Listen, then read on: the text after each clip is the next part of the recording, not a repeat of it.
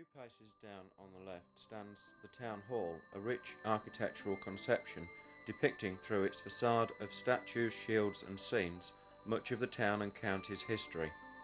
Built of Northamptonshire stone, the Town Hall is a fine example of Victorian Gothic architecture.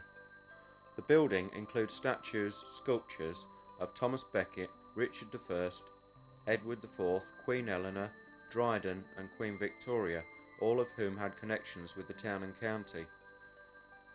In the top of the ground floor window arches are a series of scenes describing incidents in Northamptonshire's history: the Great Fire, the Battle of Naseby and the trial of Thomas Becket, to name just three. Set below the ground floor windows and at eye level are 50 shields representing various villages and towns, trades, crafts and notable local families.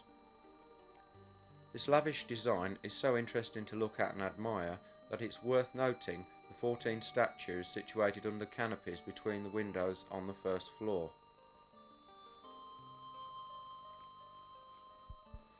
These unfold to read like a stone history book of Northampton. And they are Thomas Becket. Becket's trial took place in Northampton Castle in 1165.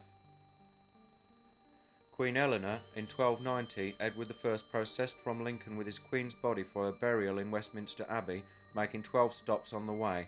Crosses were erected at these stops. Only 3 of these remain at Geddington and Hardingstone in Northamptonshire and Waltham in Hertfordshire.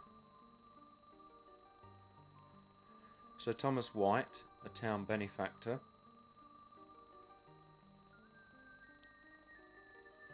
John Dryden, a famous Northamptonshire poet born at Aldwinkle and who later became Poet Laureate in 1670.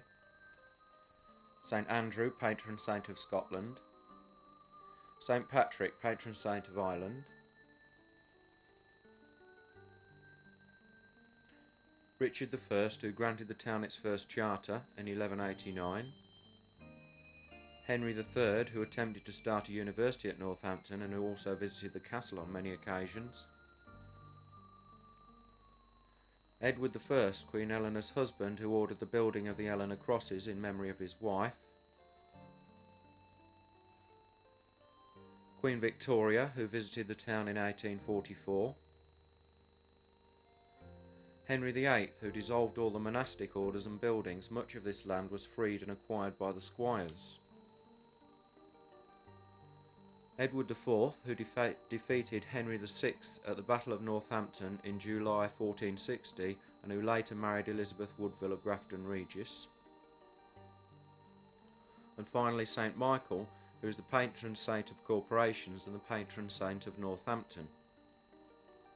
The carved scenes depicting Northamptonshire's history and found over the town hall's windows are, from left to right, the trial of Thomas Becket at Northampton Castle, Edward IV meeting Elizabeth Woodville at Grafton Regis, the foundation of Northampton Grammar School, the execution of Mary, Queen of Scots, the Battle of Naseby in 1645, the Fire of Northampton in 1675, the wedding of Waltheof and Judith, niece of William the Conqueror, Henry II and the Town Charter of 1189, Henry VI bestowing the Town Charter,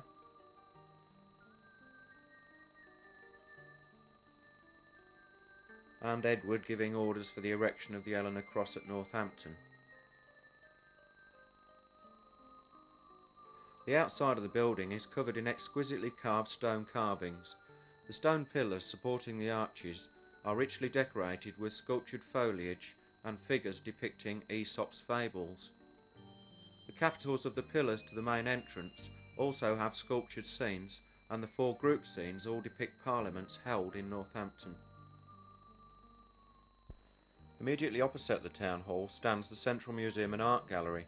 This was built in 1883, remodelled in 1889 and 1934, and occupies part of the former town jail, which was rebuilt and opened in 1846. Prior to this, there had been a former prison on the same site, which was completed in 1794. Before 1675, the castle had served as the prison. A few yards further down Guildhall Road on the left is the Theatre Royal, which is squeezed in alongside the new Derngate Centre. although the theatre was built just under 100 years before the new centre. Originally the Royal Theatre and Opera House, the building is a fine example of Baroque Victorian architecture and is now the home of the Northampton Repertory Theatre. The theatre was opened on the 5th of May 1884, and the town was very fortunate to have had Charles Phipps, the best known theatre architect of his time, to design the building. He did so even after the opening of his other famous theatrical designs, the Savoy Theatre in London.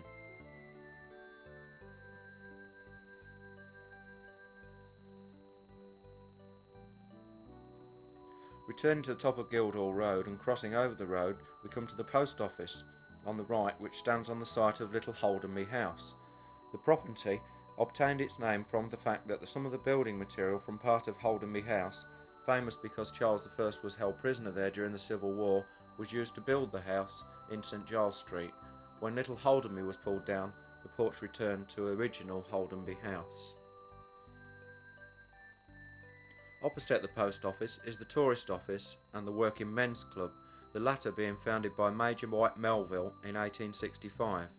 Soon after its establishment there were 300 members, each paying 2 shillings per quarter. The aim of the institution was to promote the welfare and add to the comforts of working men by providing reading and smoking rooms, lectures, entertainment, gymnasiums, bowling alleys and other recreations. Continuing down St Giles Street, if we look above the shop fronts, we can see that these buildings, stretching left to right, were once part of St Thomas's Hospital charity. A plaque above the gallery records this. A few yards further down, on the right hand side, we come to the actual building of St Thomas's Hospital, which was originally named after and dedicated to Thomas Becket. It was originally founded in 1450 and was to be used for the poor people of the town. The building with its castle-like turrets has now been renovated.